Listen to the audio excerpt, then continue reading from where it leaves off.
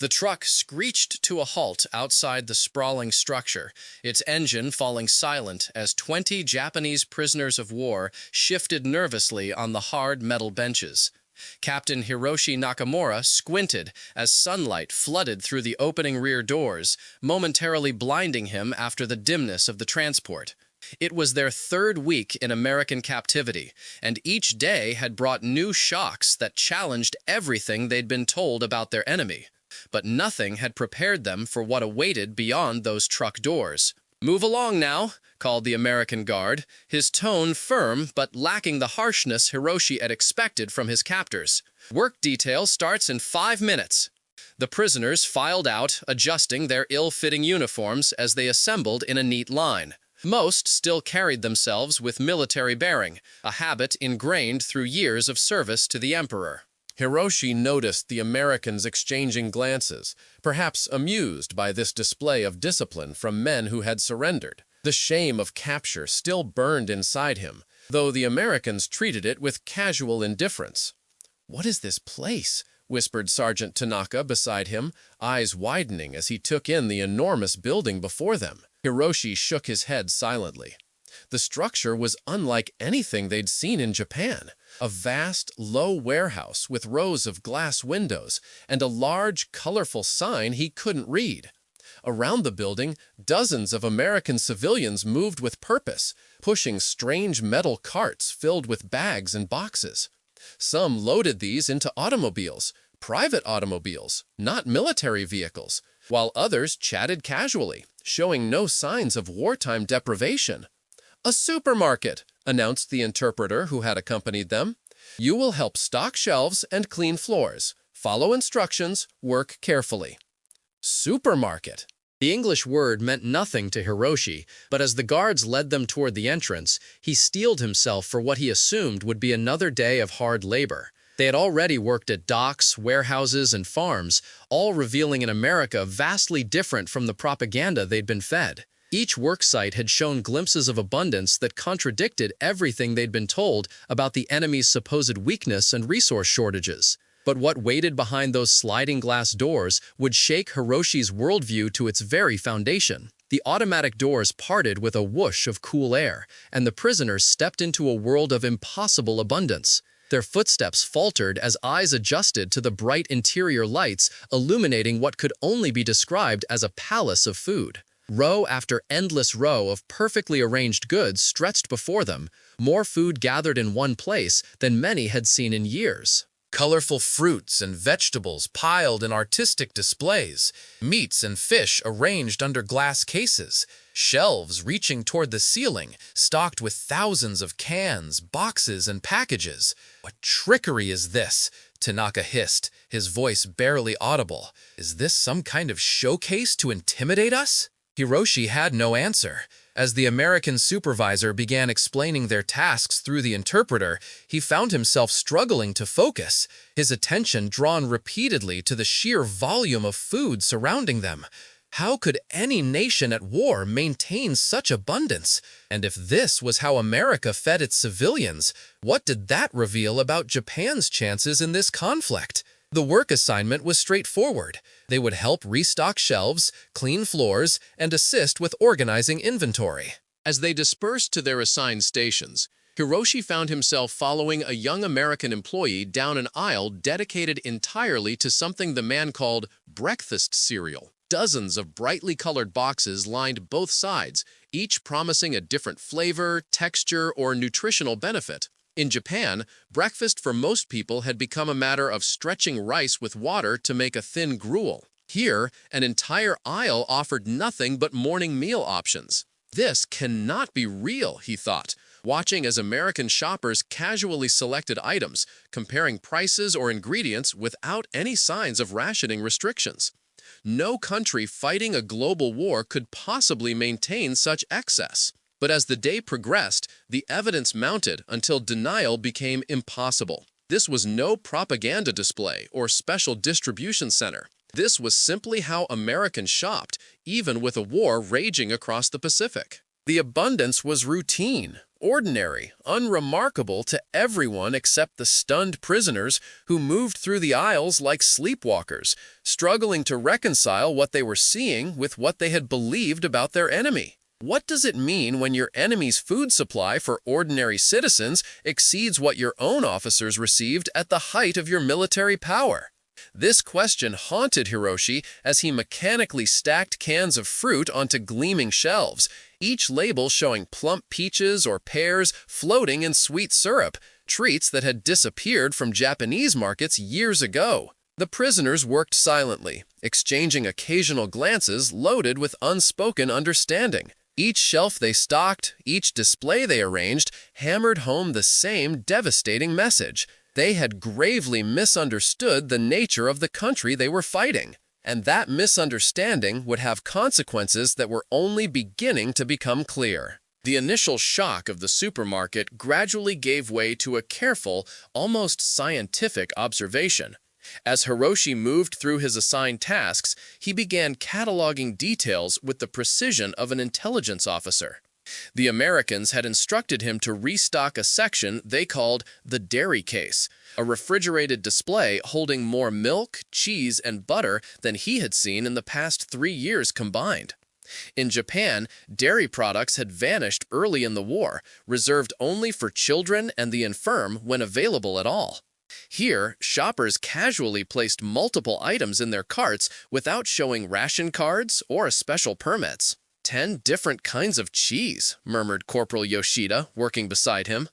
The young soldier had been captured on Saipan after surviving the massive banzai charge that had left thousands of his comrades dead.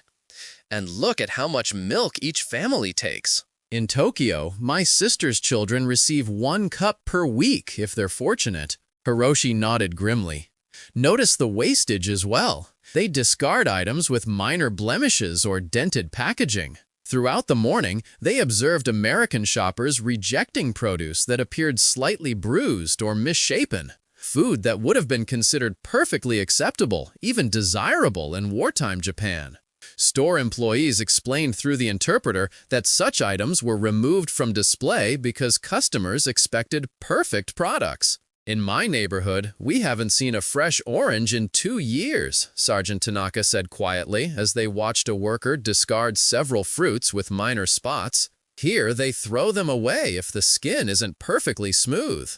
The meat department provided another shock. Despite vague awareness of American abundance, the prisoners were unprepared for the reality of full meat cases, offering beef, pork, chicken, and fish in quantities that seemed hallucinatory. An elderly American woman purchased more beef in a single transaction than a Japanese family would receive in 6 months of rationing. "Is this typical?" Hiroshi asked the butcher through the interpreter, gesturing toward the well-stocked display case. "Even during wartime?" The butcher shrugged. "It's a little less than before the war. Some cuts are harder to get. We have Meatless Tuesdays now as part of the war effort." He pointed to a small sign encouraging customers to observe this voluntary rationing measure. 1 day per week without meat. This was America's version of sacrifice. Hiroshi thought of his family in Yokohama, where meat had become so scarce that his mother made soup from scraps of leather and boiled tree bark to extract minimal nutrition. He thought of soldiers on islands across the Pacific surviving on handfuls of rice while fighting to the death. The contrast was so stark it seemed almost cruel. During their lunch break, the prisoners sat in an employee area, picking at the sandwiches provided, each containing more meat than a Japanese soldier might see in a month. The conversation was minimal, each man lost in his own thoughts as he processed the implications of what they were witnessing. "Perhaps this is not representative," suggested Private Ito, the youngest among them. "Maybe this store is exceptional, located in a wealthy area." Sergeant Tanaka shook his head.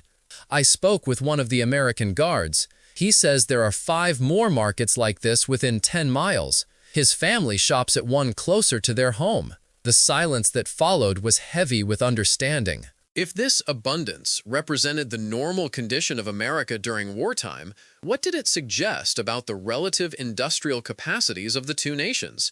And what did it indicate about Japan's chances in a conflict where its people were starving while the enemy maintained such plenty? For Hiroshi, who had commanded men in combat and sent them to their deaths with promises of eventual victory, the realization carried a special burden. Had they been fighting a war that was unwinnable from the start? Had Japan's leaders fundamentally miscalculated not just American military strength, but the vast industrial and agricultural foundation that supported it?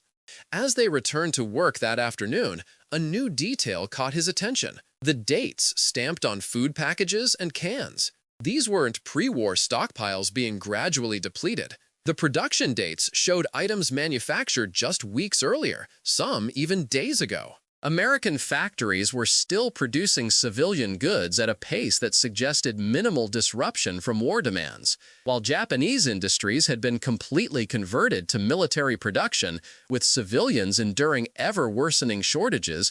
The American home front maintained a standard of living that seemed barely affected by the conflict. The evidence of America's productive capacity was becoming impossible to ignore, and as the prisoners exchanged glances across aisles of abundance, Hiroshi could see his own dawning realization reflected in their eyes. They had been fighting not just an enemy nation, but an economic colossus whose true strength they had never fully comprehended. What would they discover next in this land of endless shelves and unimaginable plenty? "There's something strange about how they organize food here," Corporal Yoshida observed on their second day at the supermarket. He pointed to an aisle filled with canned goods. "Look at how many versions of the same item they stock. 15 different types of canned fish. 20 varieties of soup. In Japan, we're fortunate to find one kind, if any." Hiroshi nodded, noting another peculiarity. "And notice how many prepared foods they offer. Meals requiring minimal cooking or preparation." He gestured toward shelves lined with boxed dinner kits, canned stews, and instant foods. "Perhaps their women are too lazy to cook properly," suggested Private Ito, repeating an idea from pre-war propaganda about decadent Western lifestyles. Sergeant Tanaka shook his head. "No, it's because their women work in factories while the men fight. These foods allow them to maintain production while still feeding their families." He lowered his voice. "It's actually quite clever. They've industrialized even their home kitchens." This observation struck Hiroshi as profoundly important. Japan had struggled to maintain both military production and adequate civilian food supply, eventually sacrificing the latter for the former. America, meanwhile, had apparently solved this dilemma through industrial food production so efficient it could stock these enormous markets without straining war resources.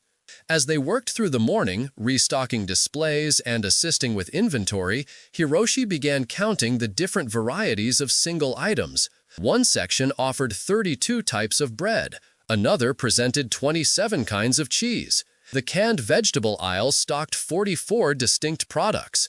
This wasn't merely abundance, it was abundance with choice, variety, and apparent indifference to the inefficiency of maintaining such diversity during wartime. "Captain," whispered Corporal Yoshida during a quiet moment, "do you think our leaders knew about this?" He gestured subtly toward the surrounding plenty.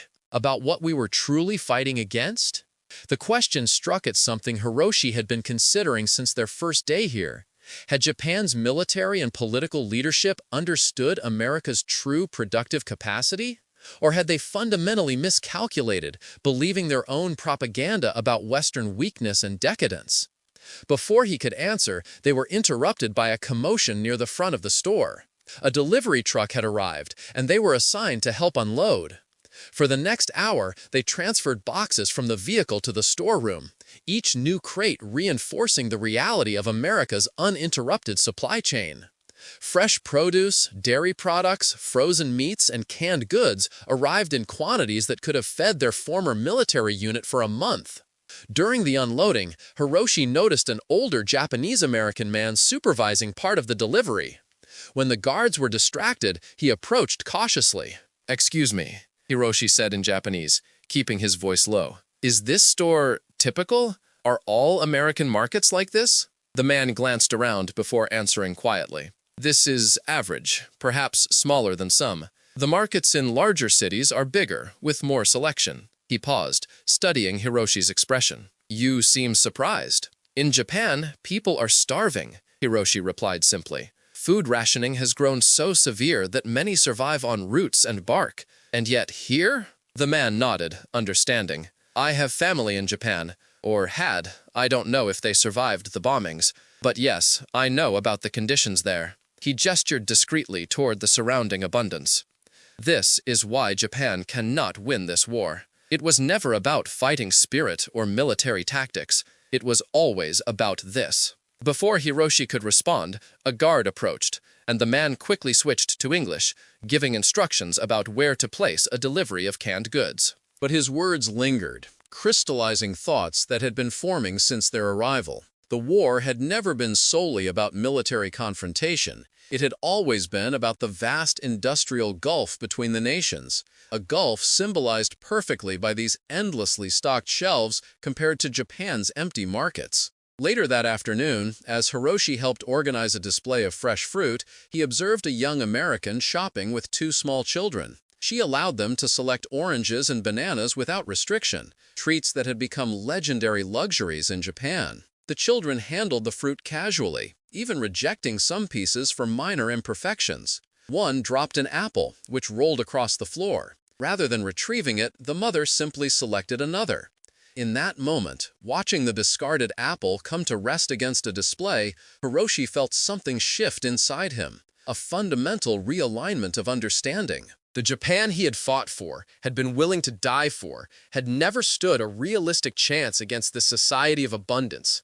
Not because Americans were superior as people, but because their system of production created such overwhelming material advantage that no amount of fighting spirit or sacrifice could overcome it. The revelation wasn't just about food or consumer goods. It struck at the core of how Japan had conceptualized the war itself, as a contest of will, spirit, and national character. But standing amid the towering shelves of this ordinary American supermarket, Hiroshi could see with painful clarity that the true nature of modern warfare lay in industrial capacity, resource access, and production efficiency. The supermarket wasn't just feeding Americans, it was demonstrating why Japan's defeat had been inevitable from the beginning. As they boarded the trucks at day's end, the prisoners were unusually quiet, each man processing what they had witnessed. The supermarket's abundance had forced them to confront not just the reality of their enemy's strength, but the fundamental misconceptions that had led their nation into this catastrophic conflict. What other revelations awaited them in this strange land of endless shelves and unimaginable plenty? "Look at this," Sergeant Tanaka said quietly, holding up a magazine left in the employee break room during their third day at the supermarket. The glossy pages showed advertisements for new automobiles, refrigerators, and home appliances, goods that would be available after the war. They're so confident of victory that they're already planning post-war consumer products, he continued, voice tinged with disbelief. Meanwhile, our people are told to prepare for the decisive battle on the home islands, to fight with bamboo spears if necessary. The contrast was stark and disturbing. Japan's civilian population had been mentally prepared for total sacrifice, for national extinction if required by the emperor. Americans, meanwhile, appeared to view the war as a temporary inconvenience, after which normal consumer comfort would resume. The psychological gulf between the societies seemed as vast as the material one. During their morning assignments, Hiroshi found himself working alongside an elderly American employee who chatted freely through the interpreter. The man had a son serving in the Pacific, yet showed no personal animosity toward the Japanese prisoners. "Hard to believe there's a war on, looking at these shelves," the man remarked, gesturing around them. "Of course, some things are rationed, sugar, coffee, certain canned goods, and meat, though you wouldn't know it looking at the butcher counter." "Is it difficult for civilians?" Hiroshi asked cautiously. "The rationing?" The old man laughed. "Inconvenient sometimes. My wife complains about the sugar limits when she wants to make cookies. Gas rationing means we drive less for pleasure. But difficult? No, not really. Nobody's going hungry. This casual dismissal of wartime restrictions as mere inconveniences highlighted the fundamental disparity between the societies. In Japan, civilians had been enduring near-starvation conditions for years. Women melted down metal household items for the war effort. Children trained with wooden weapons to resist invasion. The entire society had been mobilized for total war. Here, shoppers complained if their preferred brand of coffee was unavailable. The true shock came mid-morning when Hiroshi was assigned to help with inventory in the storeroom. The back area of the supermarket was larger than the display floor, containing enough additional stock to fill the shelves several times over. Mountains of canned goods, sacks of flour and sugar, crates of produce, all waiting to replace anything purchased by customers, ensuring the illusion of endless abundance remained unbroken. "How often do you receive deliveries?" he asked the manager through the interpreter. "Major shipments 3 times weekly," the man replied casually. "Bread and dairy daily. Produce mostly every other day, depending on the season and quality available." The logistics required to maintain such a system during wartime were staggering to contemplate. While Japanese supply chains had collapsed under the strain of war, with civilian needs sacrificed entirely to military requirements, America maintained this elaborate food distribution network alongside its global military operations. The implications for industrial capacity were unmistakable. During lunch, the prisoners gathered in their usual corner of the break room, speaking in hushed tones. Their work at the supermarket had continued for several days now, and the initial shock had given way to a deeper, more analytical assessment. "I've been counting," Corporal Yoshida said quietly. "In the canned goods section alone, there are over 600 different products. 600! In Tokyo, my family has been unable to find any canned food for the past year. And the waste," added Private Ito. "Yesterday, I watched them discard an entire crate of bananas because they were too ripe, according to the manager. My younger sisters haven't tasted a banana since 1941. Hiroshi nodded, having made similar observations. "It's not just the quantity, it's the systematic organization, the refrigeration technology, the packaging, the transportation network required to deliver fresh items daily." He lowered his voice further. "This single store receives more food each week than my entire neighborhood in Yokohama saw in a month." Sergeant Tanaka, who had maintained the strongest front of stoic resistance among them, finally spoke. "We were told America was weakened by diversity, by individualism, by moral corruption, that their material advantages would mean nothing against Japanese spirit and willingness to sacrifice." His voice hardened. "We were lied to." The words hung in the air, dangerous in their implications, yet impossible to deny. The evidence surrounding them, the endless shelves, the casual abundance, the uninterrupted supply, contradicted everything they had been taught about their enemy. If they had been wrong about something so fundamental, what other falsehoods had they accepted as truth? That afternoon, an incident occurred that further illuminated the gulf between societies.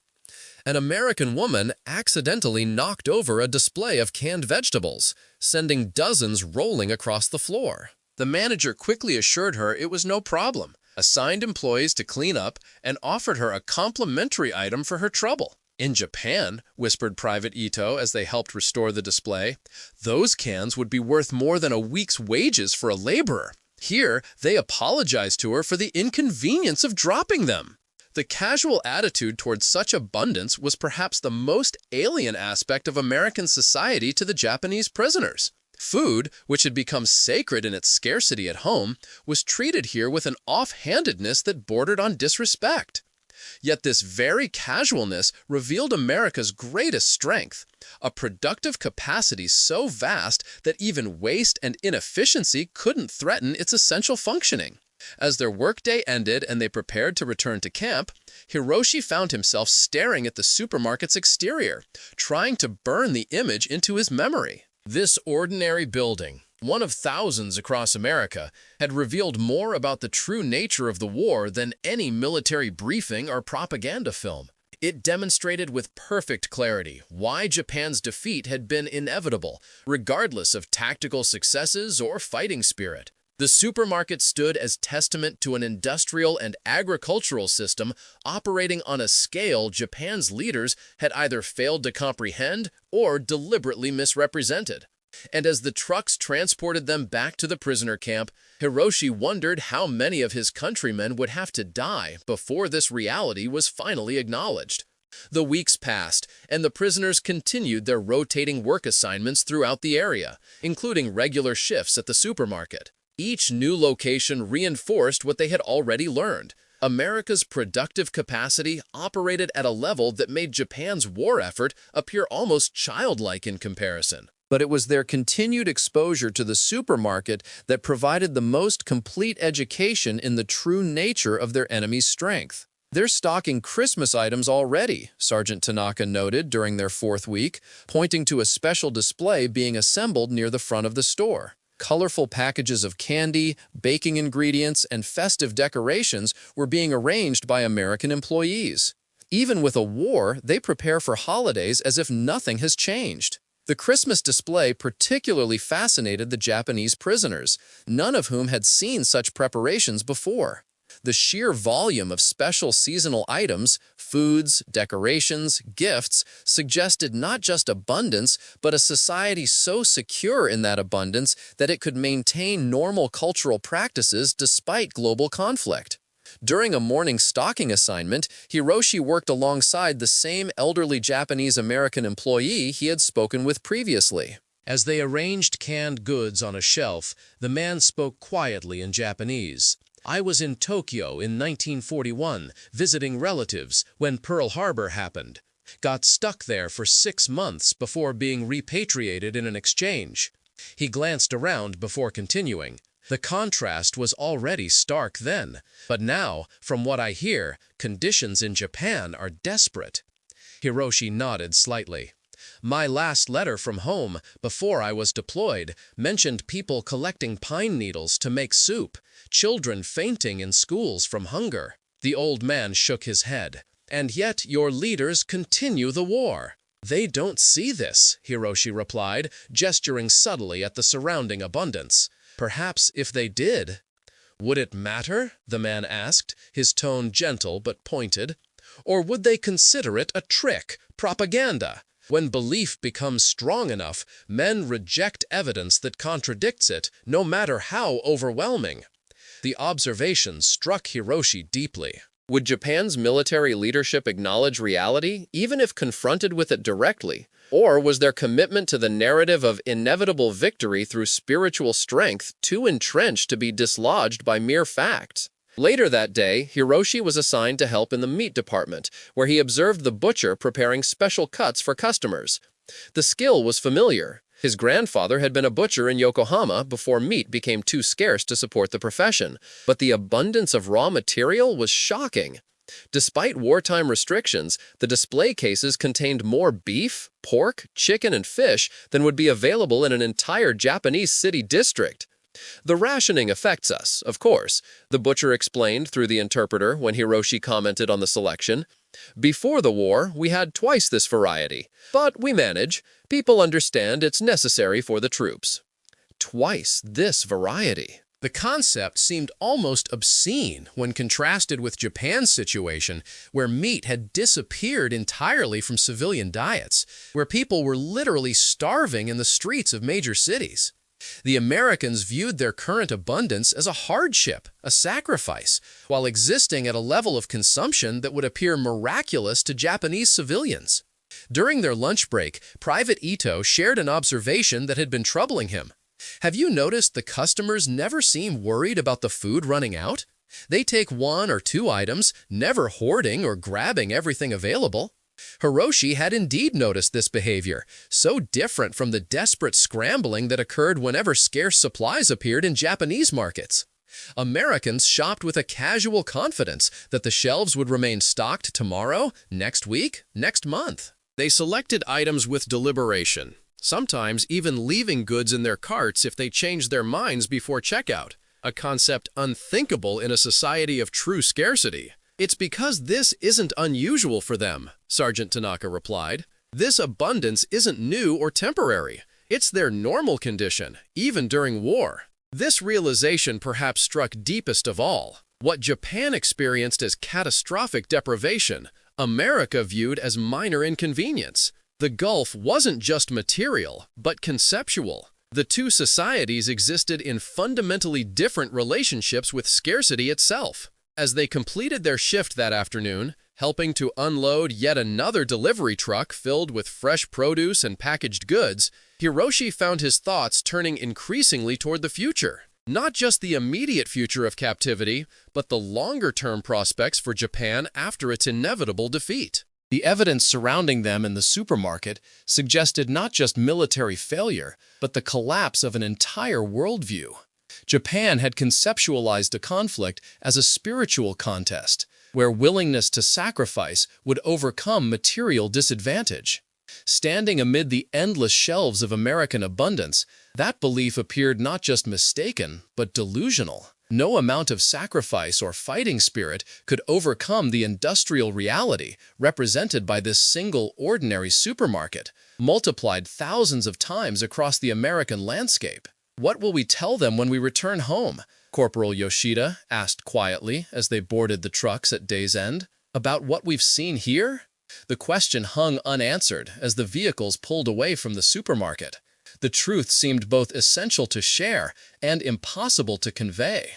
How could anyone who hadn't witnessed these endless shelves possibly understand the magnitude of Japan's miscalculation? And how could a nation built on notions of spiritual superiority accept that its defeat came not from lack of courage or commitment, but from a failure to recognize the true nature of modern industrial warfare?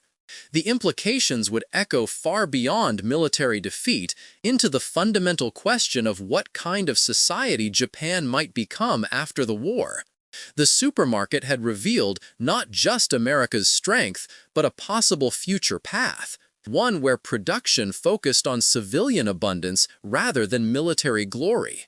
Whether Japan would recognize and follow that path remained an open question, one that Hiroshi and his fellow prisoners could only contemplate as they returned to captivity, carrying with them the memory of shelves that seemed to stretch toward infinity. On what would be their final day working at the supermarket, Hiroshi stood in the canned goods aisle, mechanically restocking shelves, while his mind circled the same troubling questions that had occupied him for weeks. The evidence of America's industrial and agricultural might surrounded him. Endless variety, consistent quality, uninterrupted supply even during global war. Yet something about this particular symbol of American strength struck him as especially significant. "It's not just that they have so much," he murmured to Sergeant Tanaka, who worked alongside him. "It's that they've systemized abundance, made it routine and unremarkable." Tanaka nodded. "And efficient. Notice how quickly items move from delivery truck to storeroom to shelf. How the oldest products are always placed at the front. How little human effort is required to maintain this empire of food." The observation was astute. The supermarket represented not just material wealth, but organizational sophistication. A system designed to deliver maximum variety with minimum waste, operating with almost mechanical precision despite the pressures of wartime. In many ways, it embodied the same principles of industrialization that had produced America's fearsome military machine. This connection between civilian abundance and military power had become increasingly clear during their weeks of captivity. The same industrial base that filled these shelves also produced the planes that darkened the skies over Japan, the ships that blockaded its ports, the weapons that armed millions of American troops. The supermarket was not separate from America's war effort. It was another expression of the same fundamental strength. At midday, an unusual announcement came through the interpreter. The prisoners would be permitted to make small purchases if they wished, using credits they had accumulated through their work. The opportunity was presented matter-of-factly, but its significance was enormous. They were being invited to participate directly in the system of abundance they had been observing. After some hesitation, most decided to make modest selections. Hiroshi watched as his companions moved cautiously through the aisles, examining items with the care of anthropologists studying artifacts from an alien civilization. Sergeant Tanaka selected a chocolate bar. Corporal Yoshida chose a small can of peaches. Private Ito lingered over magazines before selecting one with colorful photographs. Hiroshi himself stood before the bread aisle, overwhelmed by the variety. White, wheat, rye, pumpernickel, rolls, buns, sliced and unsliced. In Japan, bread had become a distant memory for most civilians, replaced by increasingly adulterated rice or whatever starchy substitutes could be found. Here, an entire section offered dozens of varieties, baked fresh that morning. He finally selected a simple loaf of white bread, its softness surprising as he carried it to the checkout counter. The American cashier processed their purchases with casual efficiency, showing no reaction to serving enemy soldiers. The normality of the transaction somehow emphasized its strangeness. Japanese prisoners of war making purchases in an American supermarket while the conflict that had brought them here continued across the Pacific. During their final lunch break, the prisoners shared their selections, creating an impromptu feast that was meager by American standards but luxurious compared to what awaited them back in Japan. Hiroshi tore his bread into sections, distributing it among those who had chosen other items. The simple act of sharing food, real food, not camp rations, carried a ceremonial quality, as if they were participating in some ritual of civilization temporarily reclaimed from the barbarism of war. "My younger sister," said Private Ito as he carefully opened his can of fruit, "has never tasted peaches. She was born in 1940, has known nothing but war and hunger." He stared at the syrup-drenched slices. "When I return, I will tell her about this place, where food comes in such abundance that children complain if their favorite kind isn't available." The poignancy of the moment was interrupted when the store manager approached with the interpreter. There was news, major news. Emperor Hirohito had broadcast a surrender announcement. Japan had accepted the Potsdam Declaration. The war was over. The prisoners received this information in stunned silence. Although they had increasingly recognized the inevitability of defeat, the reality of surrender, particularly by direct imperial announcement, was shocking. The emperor, divine ruler and spiritual father of the Japanese nation, had acknowledged defeat to the very nation whose abundance they had been witnessing day after day. "You'll be repatriated eventually," the manager said through the interpreter, his tone neither triumphant nor condescending. "Until then, you'll remain at the camp. But I wanted you to know, it's finished." As the man walked away, the prisoners sat in silence, each absorbed in his own thoughts. The coincidence seemed almost purposeful, receiving news of Japan's surrender while sitting amid the very abundance that had made that outcome inevitable. The supermarket, with its endless shelves and systematic organization, had revealed the true nature of modern warfare more clearly than any battlefield could have. "It was never about fighting spirit," Sergeant Tanaka finally said, his voice quiet but firm. "It was always about this." He gestured at their surroundings. "About who could produce more, distribute more efficiently, maintain civilian support while projecting military power. We were doomed from the start." No one contradicted him. The evidence had become too overwhelming to deny. Japan had entered a conflict against an industrial giant while fundamentally misunderstanding the nature of modern warfare. No amount of sacrifice, discipline, or fighting spirit could have overcome the material reality represented by this ordinary American supermarket. As they prepared to return to camp for the last time, Hiroshi paused at the store entrance, taking a final look at the symbol of American plenty that had so thoroughly shattered his preconceptions. The endless shelves, the colorful displays, the casual shoppers pushing carts filled with goods, all would remain burned into his memory, a testament to what Japan had failed to understand about its enemy, and perhaps about the future itself. What kind of society would Japan become after surrender? Would it learn from defeat, recognize the true foundations of national strength in the modern age? Or would it cling to illusions of spiritual superiority even as its people continued to suffer? The questions had no immediate answers, but Hiroshi understood that his experience here, seeing America's abundance firsthand, gave him a perspective few of his countrymen possessed. "We have seen the future," he said quietly to his companions as they boarded the trucks. "Not just America's, but perhaps Japan's as well, if we are wise enough to learn from it."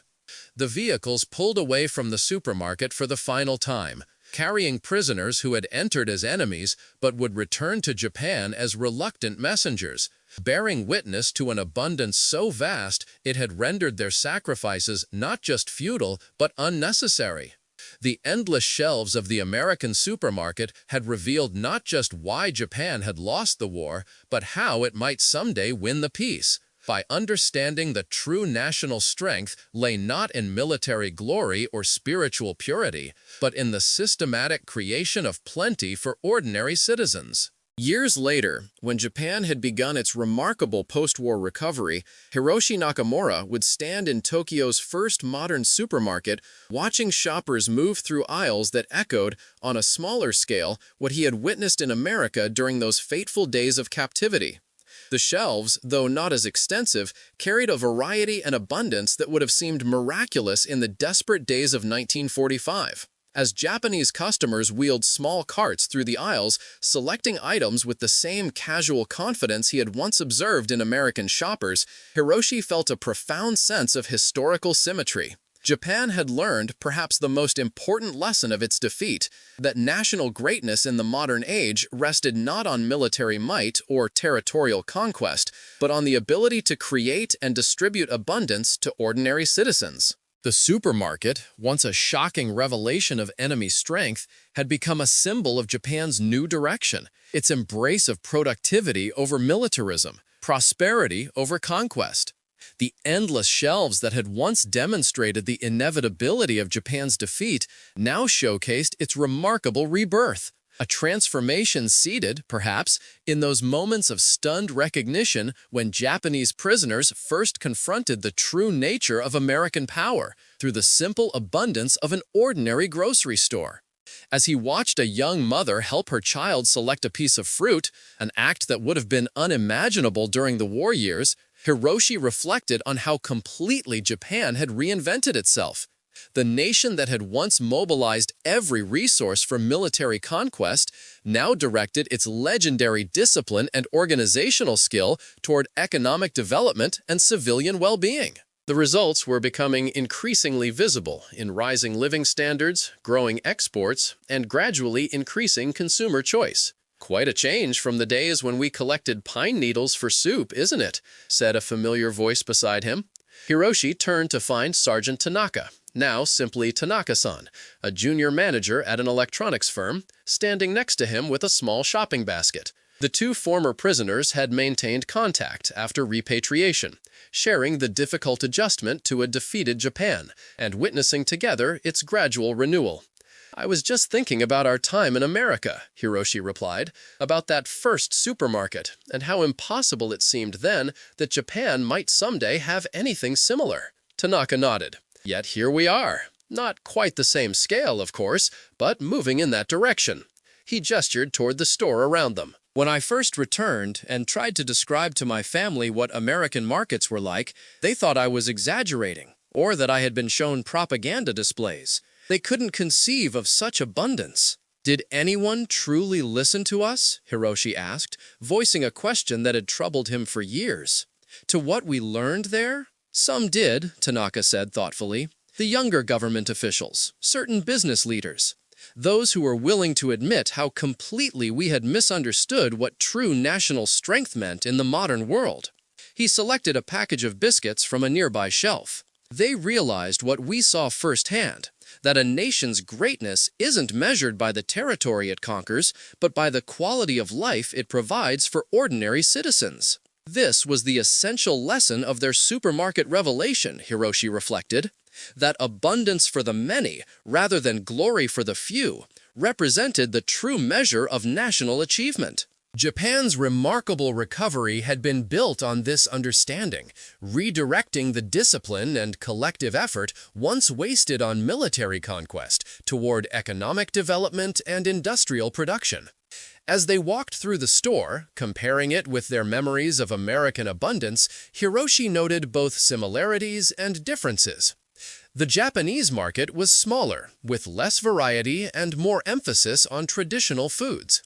But the fundamental concept was the same: systematic organization of food distribution to maximize efficiency and availability. The lesson had been absorbed and adapted to Japanese circumstances. "Do you think most people understand how much has changed?" Tanaka asked as they approached the checkout counter.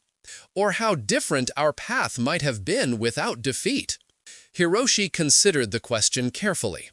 The younger generation takes this increasing abundance for granted. They cannot imagine the hunger years, the desperate shortages, the national mobilization for war that consumed everything. He gestured toward a group of school children purchasing small treats. For them, this is simply normal life, as it should be. They have no concept of how close Japan came to destruction by following the wrong definition of national greatness. This was perhaps the most profound transformation, not just economic recovery, but a fundamental shift in national values and aspirations. The Japan that had once defined itself through military prowess and territorial expansion now measured success through living standards, technological innovation, and commercial achievement. The path from war to recovery had been painful and humbling, but it had led to a more sustainable vision of Japan's place in the world. As they exited the store, Hiroshi paused once more, watching customers enter and exit with their purchases.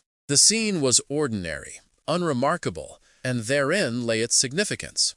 What had once seemed an impossible luxury had gradually become normal, expected, part of everyday life.